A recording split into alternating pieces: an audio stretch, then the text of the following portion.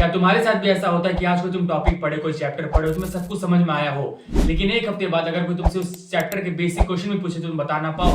Well, ऐसा सबके साथ होता है इंक्लूडिंग मी। लेकिन मैंने इस प्रॉब्लम का सोल्यूशन निकाल लिया। एक ऐसे मेथड के बारे में मुझे पता चला है जिसका यूज टॉपर्स करते हैं और बड़े बड़े कॉन्सेप्ट्स, फॉर्मूलाज एंड थ्योरीज लंबे समय तक याद रख पाते हैं। एंड उस टेक्निक का नाम है स्पेस रेपिटेशन। और आज मैं बहुत ही सिंपल वर्ड्स में बताऊंगा कैसे तुम हंड्रेड्स ऑफ पेजेस याद रख सकते हो by heart using space repetition technique. सबसे पहले बात करते हैं प्रॉब्लम की। क्यों हमारा दिमाग 99% चीजों को इरेज कर देता है? वेल, इसका सीधा सा आंसर ये है कि हमारा दिमाग अलग तरीके से काम करता है।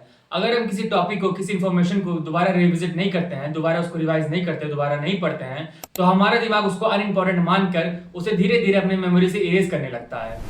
और यही रीजन है क्यों हमें 10 साल पुराने गाने याद रहते हैं लेकिन पिछले हफ्ते पढ़ा हुआ कॉन्सेप्ट याद नहीं होता है। क्योंकि जो गाने होते हैं हम उसको बार बार सुनते हैं, बार बार हमारा दिमाग उससे कनेक्ट होता है, लेकिन जो कॉन्सेप्ट होते हैं हम एक बार पढ़ के उसको हमेशा के लिए छोड़ देते हैं। और इसी का सोल्यूशन है स्पेस रेपिटेशन, जिसका यूज करके हम अपने कॉन्सेप्ट्स, अपने थ्योरीज, अपने सिलेबस को परमानेंटली अपने दिमाग में स्टोर कर सकते हैं। स्पेस रेपिटेशन का मतलब यह है कि हम चीजों को रिवाइज करते हैं at an increasing interval of time. मतलब रैंडमली किसी टॉपिक को उठाकर उसको रिवाइज करने की जगह एक प्रॉपर शेड्यूल के साथ, एक प्रॉपर टाइम टेबल के साथ हम चीजों को बार बार रिवाइज करते हैं सो दैट वो चीज हमारे दिमाग में परमानेंटली स्टोर हो जाए। And let me show you कैसा दिखना चाहिए तुम्हारा एक रिवीजन शेड्यूल। पहला रिवीजन 1 दिन बाद, दूसरा रिवीजन 7 दिन बाद, तीसरा रिवीजन 14 दिन बाद और चौथा रिवीजन 21 डेज के बाद। हर एक रिवीजन के बाद वो इन्फॉर्मेशन तुम्हारे दिमाग में परमानेंटली स्टोर होने लगेगी।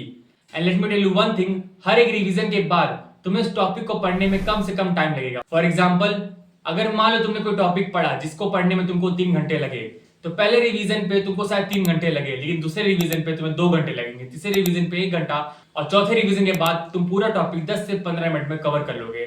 और जितने ज्यादा रिवीजन करोगे उतना ज्यादा कम टाइम तुम्हें लगेगा। और हाँ, अगर तुम स्पेस रेपिटेशन को और भी एफिशिएंटली तरीके से यूज करना चाहते हो तो कुछ चीजों का ध्यान रखना जरूरी है। सबसे पहली चीज, maintain a revision time table. एक नोटबुक बनाओ जिसमें तुम हर एक चैप्टर का नाम लिखो, उसके आगे लिखो कल तुमने लास्ट टाइम उसको रिवाइज किया था, सो दैट अगर तुम उस पर डेट देख रहे हो और लग रहा है कि ज्यादा दिन हो गए, 10 दिन से ज्यादा हो गए हैं, देन तुम उसी टॉपिक को तुरंत उठा के रिवाइज कर लो। एंड इस तरीके से ना तुम्हारा टाइम वेस्ट होगा और ना तुम किसी चैप्टर को भूलोगे।